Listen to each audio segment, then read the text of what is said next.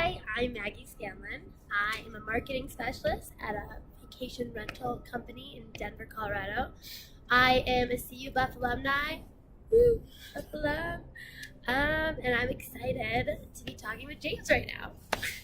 All right, so this is an interview for a course that I'm taking this semester. And so for the purposes of this exercise, do you consent to being interviewed and recorded? Yes.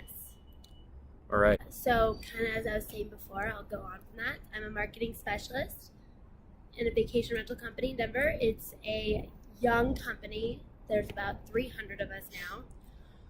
My team specifically, there's 21 of us, and out of the 21 of us, there's only 5 boys actually, which is interesting.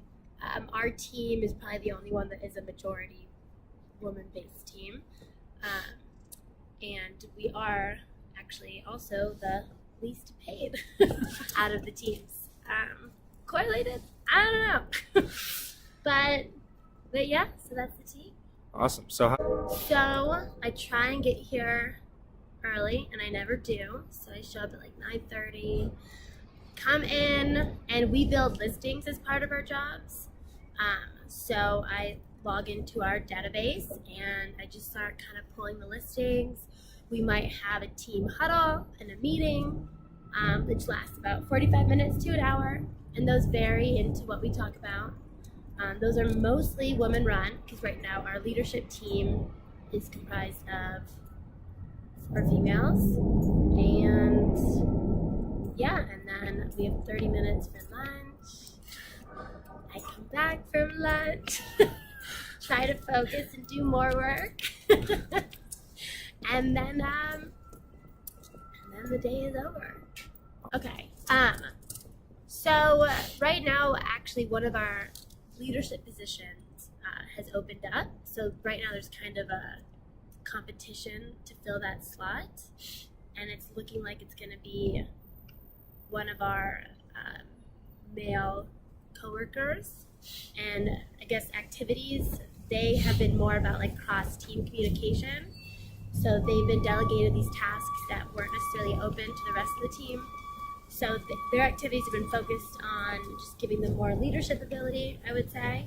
And so the rest of us are just kind of still doing the activities that was in our job description. So like building listings, doing cases, and that kind of work.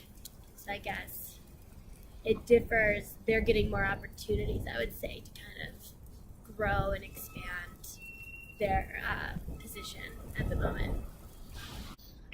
So it's kind of a building up issue at the moment. As I was previously stating, a position has opened up, and my coworker, who's also a female, who has the same amount of experience and has showed an aptitude for leadership, and she has showed initiative, and she's friendly with everybody, and she is kind of looking like the natural place leader of this position. But when she went to apply, one of the tasks for this position has already been delegated to a male coworker of ours. I was talking about the opportunities that have been given to them, kind of unbeknownst to everybody else. So they have a leg up. And then when she asked our manager about that position and about interviewing and a deadline application, the application for the deadline. I don't know. The application deadline. Oh, it's Friday. And she was kind of taken aback by that, I would say. It was kind of like, well, let's not place all your cards in that position, basically, and kind of shifted the conversation to like, well, look at what else you could do and not get paid for this role. So yeah, that just happened this past week, and pretty noticeable about the gender disparity. There is a team in the company, the sales team, that is a majority males, and they have a pretty drastic change in salary than our team and other teams, and their incentives they have better incentives than any other team. Like, they'll get lunches all the time when they hit their goal, which we have consistently hit our goal all year, and we don't necessarily get those same incentives. And yeah, so I'd say that team kind of sticks out to me as one that is heavily male, and they just seem to be compensated in every way, just a little better than the rest of the company. Our executive team is all male dominated, but the interesting part about that is then the next level down of managers and directors is heavily female. So it's kind of an interesting dynamic. And yeah, and they set the tone. They are lovely people, but they're kind of hands off on our side of the company. They're really hands on with sales and the data scientist team and teams. I think that they just kind of they're drawn to more, which are the ones that are then compensated a little more.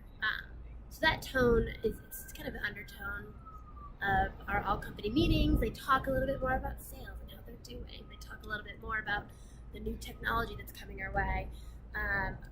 We rarely get shout outs, which isn't that big of a deal, but it kind of just adds up, and our team is kind of left feeling a little left out and unimportant to them.